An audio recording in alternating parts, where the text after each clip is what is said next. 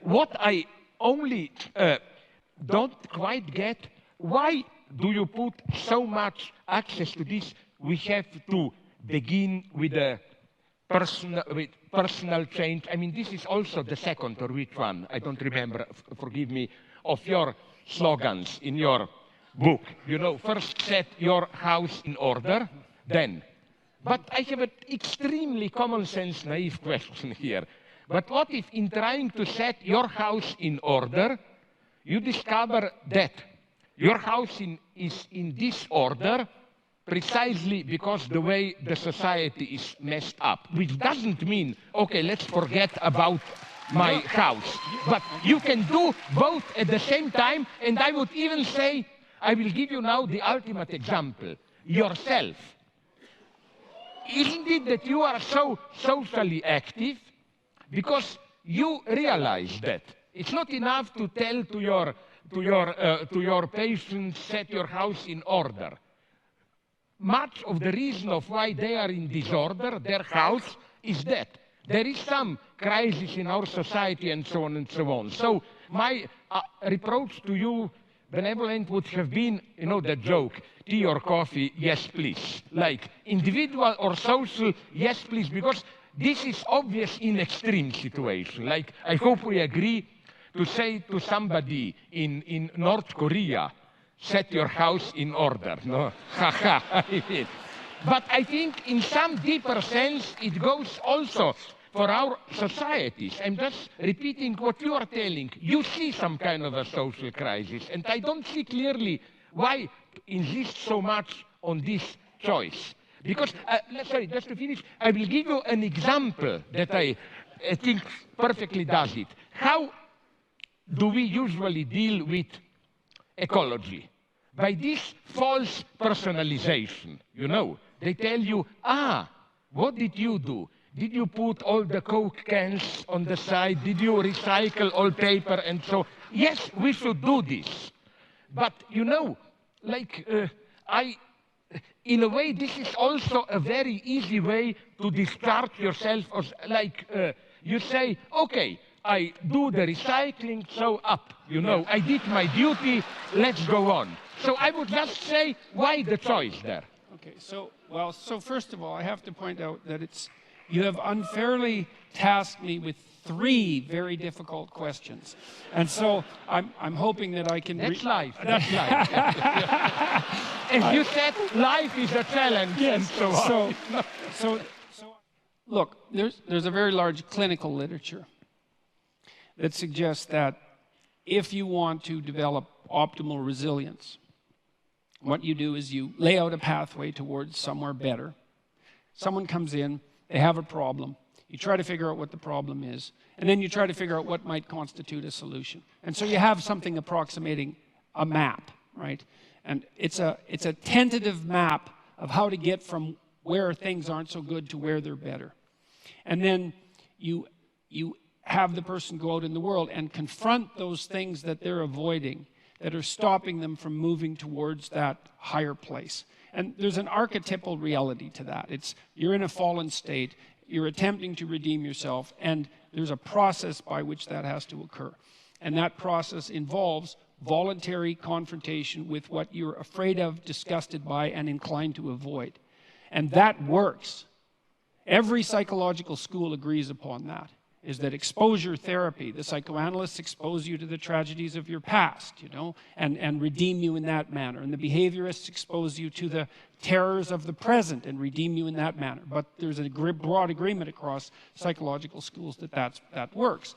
And my sense is that we're called upon as individuals precisely to do that in our life, is that we are faced by this unbearable reality that you made reference to when you talked about the situation on the cross, is that life itself is fundamentally, and this is a pessimism that we might share, is fundamentally suffering and malevolence.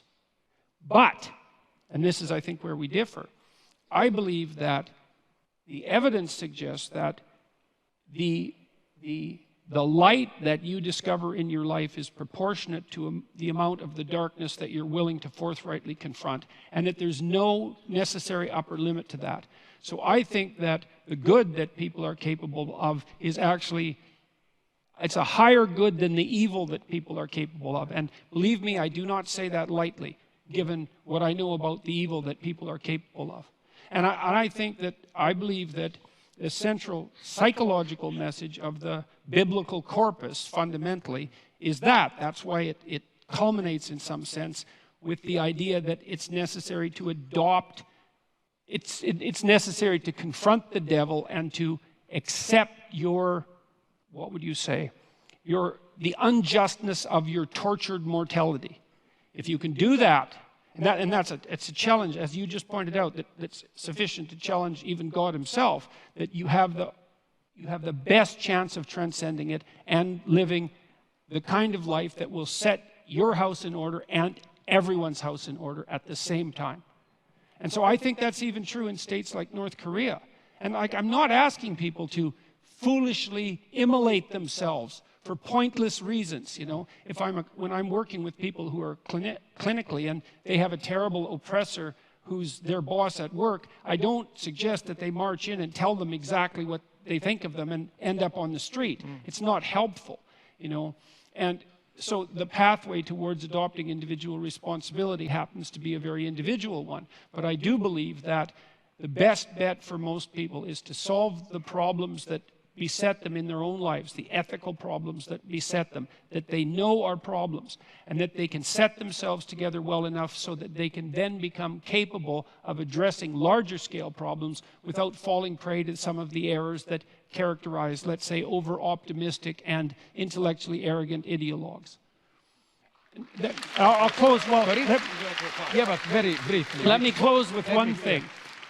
One of my favorite quotes from Carl Jung, it's actually a quote that I used at the beginning of my first book, which was called Maps of Meaning, was that if you take a personal problem seriously enough, you will simultaneously solve a social problem.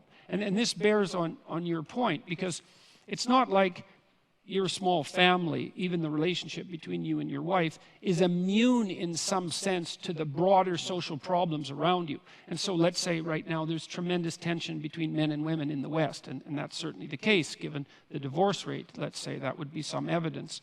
And the later and later ages that people are waiting to become, enter into permanent relationships. There's a real tension there. And then if you do establish a relationship with a woman or a partner, but we'll say a woman in this particular case, you are instantly faced with all of the sociological problems in a microcosm in that relationship. And then if you work those damn problems out, if you can work them out within your relationship, then you can get some insight. It's not complete insight, but you can get some partial insight into what the problem actually is and get the diagnosis right, and you've moved some small measure forward in addressing what might constitute the broader social concern. And what's even better, you're punished for your own goddamn mistakes. And that's another thing I like about the idea of working locally, is that, if I do broad-scale social experiments and they fail, it's like, well, tough luck for the people for whom they failed. But if I'm experimenting on myself within the confines of my own relationship and I make a mistake, I'm going to feel the pain. And that's good, that's just, but it also gives me the possibility of learning. And so I believe that you do solve what you can about yourself first before you can set your family straight and before you should dare to try to set the world straight. Otherwise you degenerate into this kind of, you already talked about it, this shallow moralizing, I've divided my goddamn Coke cans up, and now I can spend more money on new packaging at the supermarket, which is exactly what the psychological research indicates that people do if they perform a casual moral action. They immediately justify committing a less moral action because they've put themselves in a higher moral place. And you might, if you were a real pessimist, you'd say, well, that's why they performed the action to begin with. I think that's often true. That's associated with that shallow moralizing. Are we too much in this direction? Or again, I will put in my Stalinist terms, would you go as far as to say who needs the people? We talk for the people, and we know better than the people.